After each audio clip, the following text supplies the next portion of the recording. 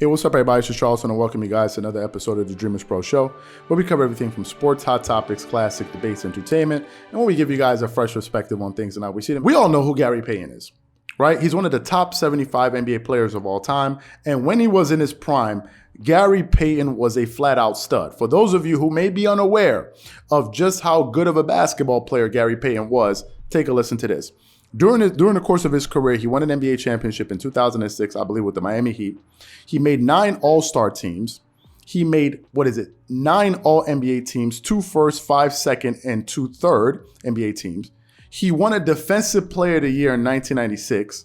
He made 9 All-First defensive teams throughout his career, and he led the league in steals. Now, what's interesting is that in 1996, think about this, he led the league in steals, and he won the Defensive Player of the Year award in that season, which to me, I think is super, super impressive. So yesterday, I was listening to Gary Payton give an interview on Vlad TV. We all know Vlad TV, and sometimes he brings on NBA personalities like John Sally. He just recently had on Gilbert Arenas, and now he was talking to Gary Payton, right? And Gary Payton was basically detailing his experience, detailing basically the back and forth that he had with Michael Jordan in the 1996 NBA Finals. So for those of you who missed Gary Payton talking about his time when he faced Michael Jordan in the NBA Finals, take a listen to him here explain what it was like to face Jordan in the NBA Finals. So here we are in the finals. You know, you guys against the Bulls. Game 1, you guys lose, 107-90. Game 2, you guys lose again, 92-88. Game 3, another loss, 108-86. Did you feel like that George Karl was trying to keep you away from Jordan during those first few games and then switched it up like halfway through, or how do you view it? I think that he was trying to preserve me because I was hurt.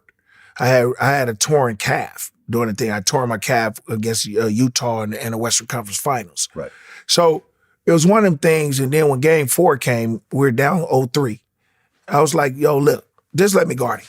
It is what it is. Let me slow him down, and then we can get everybody in a rhythm. And then when I slow him down, don't worry about me. I'll figure it out. So when he did that, I slowed him down. You know what I'm saying? And that's all we had. We knew we couldn't stop him. We just had to slow him down. We had to make other players do what they had to do. And that's when Pippen and Kukoc picked it up. But I slowed him down.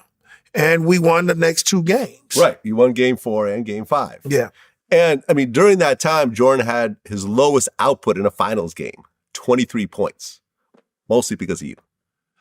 I just made it difficult for him. I didn't let him be comfortable. They were comfortable in their triangle, and I made it uncomfortable for him. And then that's when Phil started understanding that, yo, we're not going to battle against him. Just take it to the side, let Pippen do the thing, and Mike got mad. He got mad about it. But there, you know, it was what Phil needed to do. And then he wanted to guard me, but I was posting him up a lot, and I was getting things done. And then he put Scotty on me, and Scotty was bigger, so I couldn't post no more. So I had to bring it out, and it changed the whole environment of the game. And it was a good move by Phil, but Michael didn't like it. He didn't appreciate it because he wanted to take the challenge. Yeah, I mean, after one of the games, when someone mentioned that, you know, you were stopping him, he said, "No one can stop me. I can only stop myself. I missed some easy shots." Which is what he's supposed to say, what right? He's supposed to say. Right. Yeah, that's what he's supposed to say. Even with the document, when it came out, and he laughed and heckled. Right. At the last dance, when you spoke, he kind of laughed at what you said. Yeah, I didn't care about that because that's what he's supposed to say. Because it's his doc, it's his thing. I wouldn't even respect him if he would have said, I stopped him or whatever. Because that's not what he's supposed to say. Because now, there's a part in the interview where Vlad said, Michael Jordan heard what Gary Payton had to say, and he was laughing, right? For those of you who may be unaware to the reference that Gary Payton was making when Jordan was laughing at him talking, take a listen to Michael Jordan. This is during the Last Dance documentary, reacting to what Gary Payton was saying as far as when he was talking about the defense that he was playing on him. So take a listen to Jordan reacting to Gary Payton talking about how he was able to slow him down in the NBA Finals. Take a listen to that. And banging it. It took a toll on Mike. It took a toll, and then